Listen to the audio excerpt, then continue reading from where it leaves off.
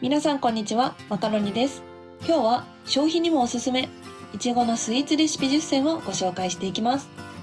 春になると手に入りやすい価格になるいちご。買ってきたのはいいけど思ったよりも酸っぱかった、そのまま食べるには物足りないかもと思ったことはありませんか？そんな時でも大丈夫、いちご本来の美味しさが引き立つ簡単で美味しいスイーツレシピをご紹介していきます。